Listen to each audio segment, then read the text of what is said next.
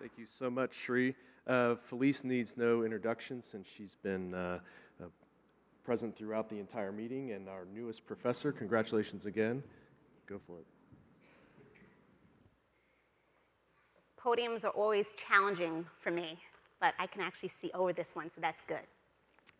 So the charge that was given to me today is to discuss dysplastic Barrett's esophagus and early esophageal cancer.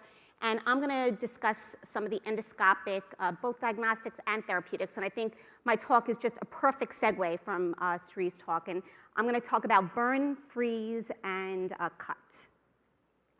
So this is my disclosure. So we really probably can't be doing much worse than we're doing. If you look at all of these different graphs, they are related to SEER data, and it's looking at the incidence of esophageal cancer, and that curve is just going up. The graphs on the bottom are the mortality related to esophageal cancer in both men and women, and those graphs are just going both up, so wrong direction.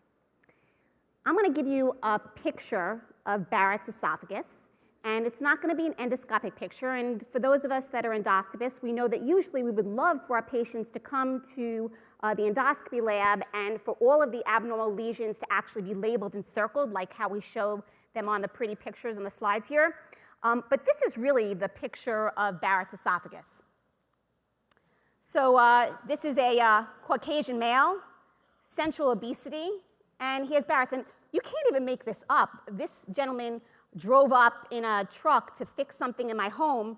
This is his T-shirt. I mean, so he was basically labeled for me. But this is the picture of Barrett's esophagus. So there's a lot on this slide, but I'm going to go through this because this is a case of active surveillance. So it seems like a lot on the slide, but I'm going to go through it with you. So a 68-year-old Caucasian man. He has a history of hepatitis C, and he's had antiviral therapy. I know that's in the liver. That's the organ we're talking about on that. Joking, for those of you that are not in the liver. But he attained a sustained virological response, and now he's compensated cirrhosis, so Charles-Pugh A cirrhosis. In 2014, he underwent a surveillance exam, and this was being done because of his cirrhosis. They were looking for varices. And in the note, there's no varices that are noted, but there's a circumferential segment, and what's written in the note was salmon pink mucosa suggestive of Barrett's esophagus, and in quotation, biopsies were taken, and there was notation of a medium-sized hiatal hernia. So let me go through what I would consider the pertinent negatives in this report. So there was no description of MBI or other advanced imaging. I'm assuming it wasn't used. There was no picture of anything that looked like MBI that was slipped on. I'm assuming it was high-definition white light just because that's really what all the scopes are. There was no PROG classification. There was no description of whether or not there were any nodules or any irregularities in this segment. There was no description of the biopsy protocol that was done. There was no measurement of the hiatal hernia size beyond medium. I'm not really even sure I know what that means. The pathology came back as intestinal metaplasia without dysplasia consistent with Barrett's esophagus. So this person comes back. These are the notes, 2016, another upper endoscopy. It's not really clear if it was being done for Barrett's. I mean, it was only 2 years later from a non-dysplastic segment. But again, there's a notation, no varices. Now there's a length is given to us, 4 centimeters of Barrett's esophagus. There are biopsies taken. Again, pertinent negatives. No PROG, no MBI, no Watts, no description of biopsy protocol, no description of mucosal irregularities. And there's not even a comment in this report now of a hiatal hernia. So I'm not sure if it went away, but the hiatal hernia is not even commented on any longer. Path is consistent with intestinal metaplasia, consistent with Barrett's. 2019, basically the same EGD description, biopsy now with high-grade dysplasia. Patients now referred to me. So I initially speak with the patient thinking that there's going to be, one area that I'm going to probably do like an endoscopic mucosal resection on, and I go and I do the endoscopy, and it's blatantly obvious to me, even on white light endoscopy. I'm sorry we don't have a pointer here for me to, maybe this does it. No, that's not what I want to do. Can you flip forward? Okay, perfect. Okay, perfect, just leave it at that. So it was obvious to me on high definition white light that I was seeing a lesion, and it was obvious to me that there was more than one lesion on high definition white light. And when I put on narrowband imaging, I could see that there's something looked dysplastic to me. I appreciate you moving it, but it's okay, you can leave it. And I then made a decision to do an EMR of what looked to me like the most dysplastic segment. I did targeted biopsies. In my lab, I went in to use optical coherence tomography, and you could see the biopsies that I did. Many of them were very targeted biopsies, some even at like 33.5 because of an area that looked to me in different areas that were more suspicious than others. And then on the EMR at 35 centimeters, there was an area that, when taken out, was invasive carcinoma with a T1 SM3 lesion. So the first question is really, do we practice what we preach? And this was a short survey that was done to assess the practice patterns in evaluation and management of Barrett's esophagus in different practice settings, and it was put forth at the ASG endoscopy course and at an ACG course.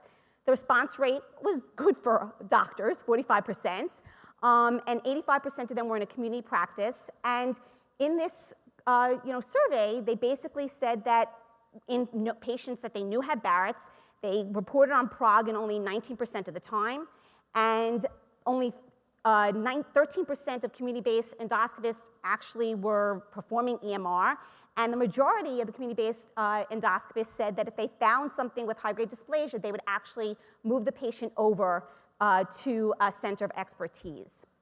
So in some respect, they're recognizing when there is a lesion they can't handle, but in other respects, in conversations of what we maybe should be doing at these procedures, we're not potentially doing.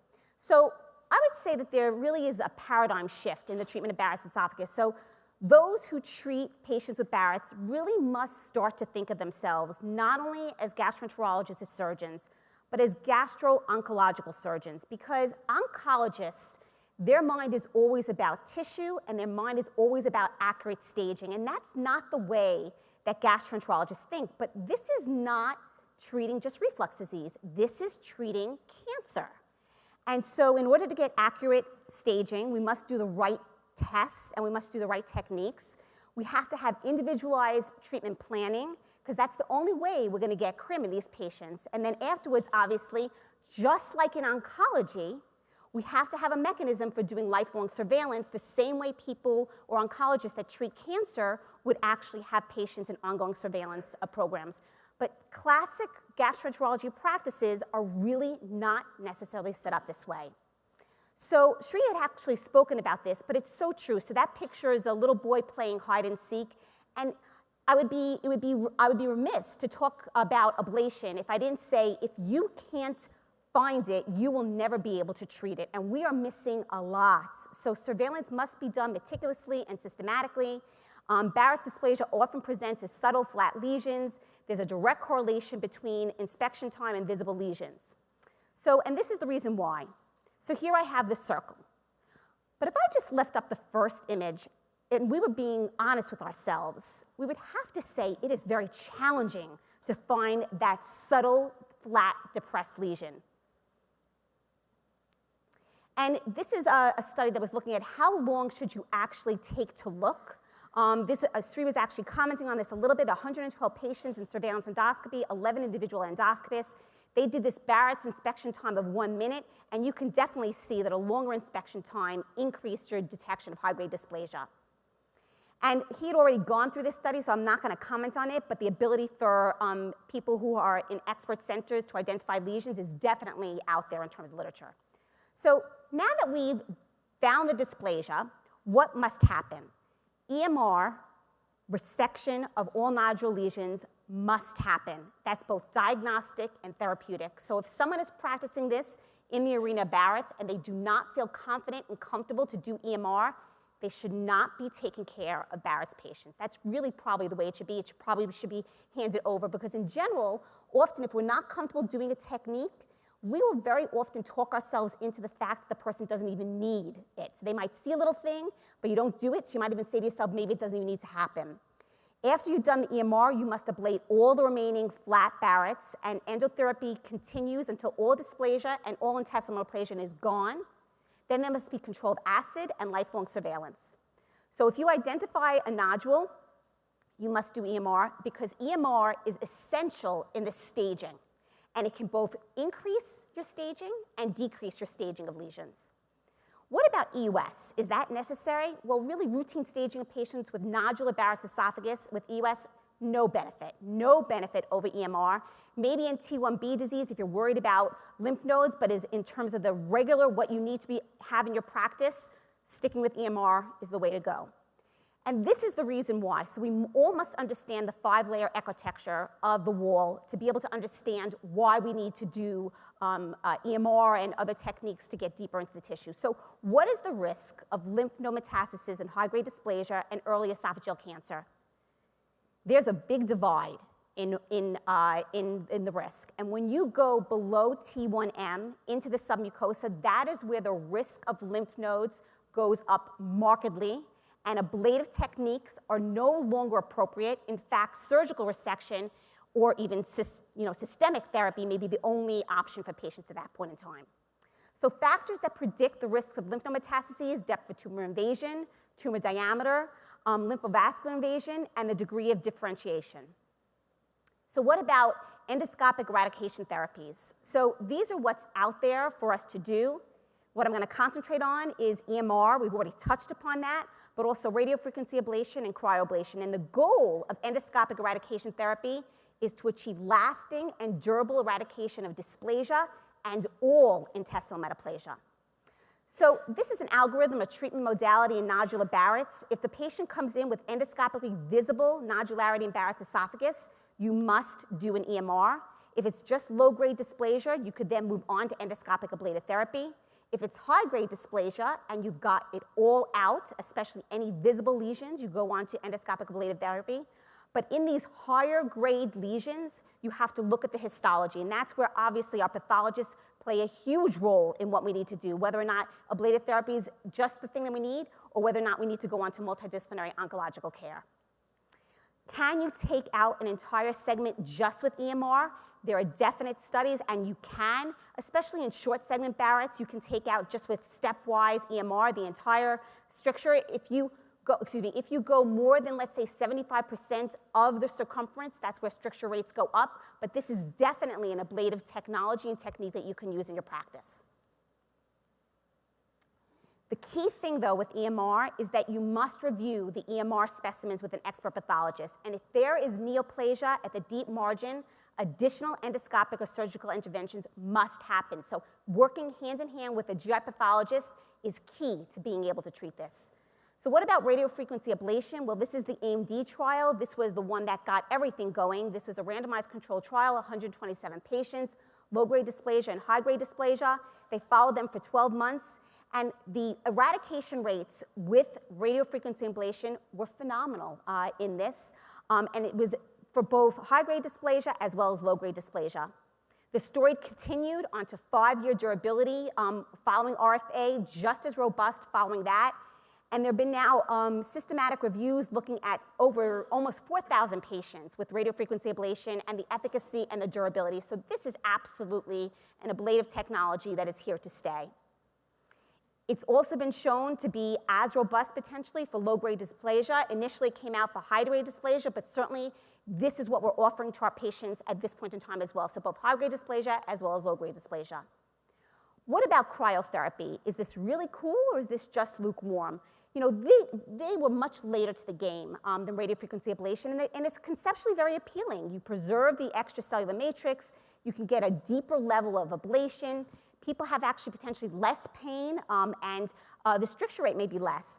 But all the studies, there's been substantial variation in study design, the endpoints, even the definition of eradication, so it makes it hard to make a fair comparison amongst the cryoablation and certainly to compare it to RFA at this time, so we need more prospective studies looking at this. The key thing, though, however, no matter what ablative technology you do, you will never get really to crim unless you control acid. So this is a must while you're doing ablation. And if you find that 18 months have gone by or even shorter and you've not achieved crim, you have to look to see whether or not it's non-compliance with the medications or just the patient needs surgical therapy to actually tighten the sphincter. Now, another key thing, and just goes hands in hand with how well we're doing, is the concept of who should be doing this. And there is definitely literature to show that this needs to be done in high volume centers. It was actually comical to me. This was comparing when they said high volume, that was 10 ablations in a year versus 3. I mean, 10 ablations in a year seems very, very small to me to even be considered a high volume center, but there's definitely evidence to show that the rate, if you are in comparison to a low volume center, that the factors that this is really a reason behind recurrence. So what is a high quality treatment? There has been recent indicators endorsed by the ASGE and the ACG looking through RAND methodology at what might be high quality indicators. Some of them are so obvious, and I've kind of gone through them, but you should look at this study by Sashinwani to see if you are practicing this, what should you be doing for your patient to say that you're offering high quality endoscopic therapy. So when in Vegas, you at times have to know, so does anybody know this song? All right, so you're gonna sing with me, right? You gotta know when to hold 'em. Come on. Know when to fold 'em. Know when to walk away. Know when to run. You guys stink, by the way. Stink. So I would say if a lesion won't rise with EMR or it's too large, you probably got to fold it at that point. The lesion's not endoscopically resectable. If it's SM1 or deeper, you probably should be walking away. The lesion is too deep. If there's lymphovascular invasion, if it's poorly differentiated, you probably should run at that point in time because the lesion is just too advanced. So how to achieve optimal eradication of dysplastic Barrett's in early esophageal cancer? You need to do a high-quality upper endoscopy to essentially correctly stage. All those things I listed below are probably part of a high-quality endoscopy. You need to offer high-quality endoscopic eradication therapy. That's probably multimodality approach. It takes a long time to actually do it. The patients need to be compliant and come back. You have to have a systematic way in your practice to bring these patients back frequently enough. You need to optimize reflux control, and maybe you actually need specialization in this and leave it to the experts. I'd like to thank the other people that are on the board for the AFS. This has been an incredible experience for me, having the opportunity to work hand in hand with other gastroenterologists and some of the smartest surgeons that I've ever really had an opportunity to get to meet. And for me personally as a gastroenterologist, you know, before really working with them, I really don't think I totally understood how invested they are also in being almost like internists that we are. So I appreciate having the opportunity to be a part of this meeting and to help run a small portion of this course. And thank you so much for your time.